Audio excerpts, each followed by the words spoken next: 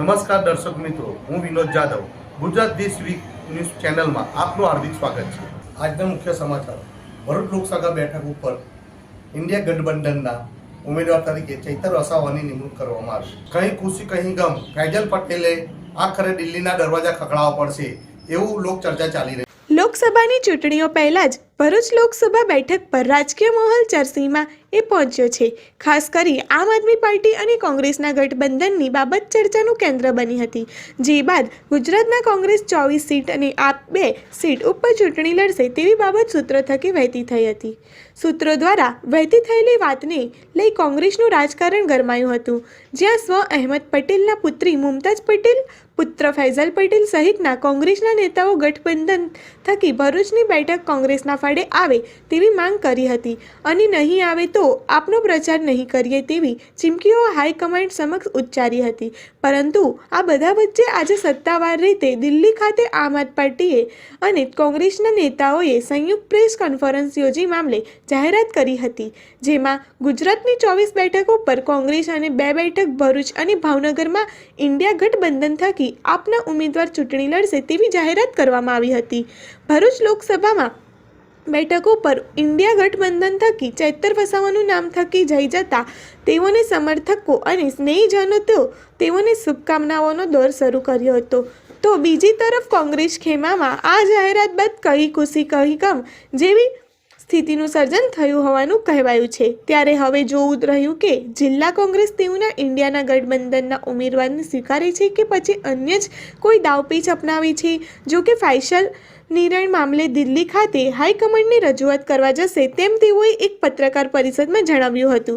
देखिए, गांधी परिवार मेरा परिवार है और जो भी आज डिसीजन लिया गया है वो मैंने मीडिया में अभी सुना। मैं दिल्ली अभी शाम को जा रहा हूँ और हाईकमांड से वापस बात करूँगा। आपको अभी भी आशा है कि कुछ उलट सकता है? देखिए, नॉमिनेशन के लिए बहुत टाइम है, इलेक्शन के लिए भी बहुत टाइम है, काफ़ी कुछ हो सकता है। अगर चैतर वसावा फाइनल होते हैं तो आप सहकार देंगे या फिर विरोध रहेगा? जी, आप जानते हैं कि हमारी जो रिलेशनशिप है कांग्रेस की भरूच डिस्ट्रिक्ट के साथ, हम यहाँ पर उनकी लोगों की आवाज़ बहुत सालों से बन के आ रहे हैं। मेरे लेट पिताजी श्री अहमद पटेल भी भरूच के लिए उन्होंने बहुत काम किया है। ये हमारी सीट है, ये हमारी कॉन्स्टिट्यूंसी है। बेशक अगर अलायंस में ये आज अनाउंस हुआ कि आम आदमी पार्टी को भरूच लोकसभा की सीट दी जाएगी, मैं और मेरे पार्टी वर्कर्स जो हैं हम तो बिल्कुल इसके विरोध है, लेकिन जो पार्टी बोलेगी वो हमें स्वीकार करना पड़ेगा। पार्टी ने बोला है चैतर वसावा इंडिया गठबंधन की उम्मीदवार है।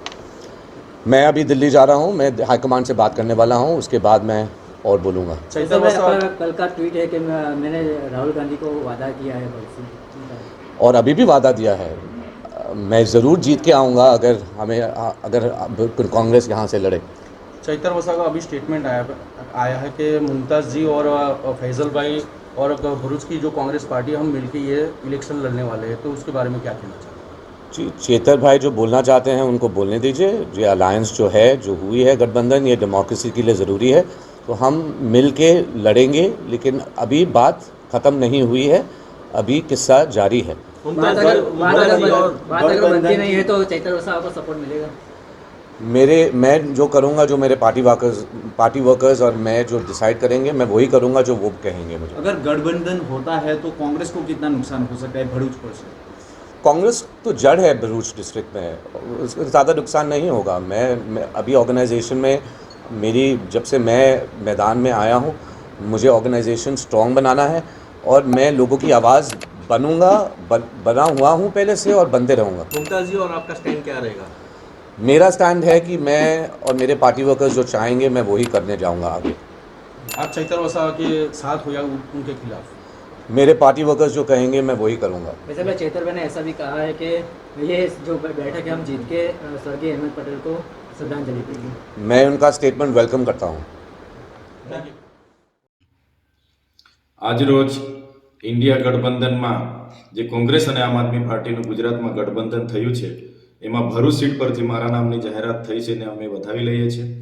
एमां मल्लिकार्जुन खड़गेजी, राहुलजी, प्रदेश प्रमुख शक्तिसिंह गोहिलजी અને ભરૂચના અહેમદ પટેલ સાહેબના પરિવાર મુમતાઝજી અને ફૈઝલજીનો અમે ખૂબ ખૂબ આભાર માનીએ છીએ।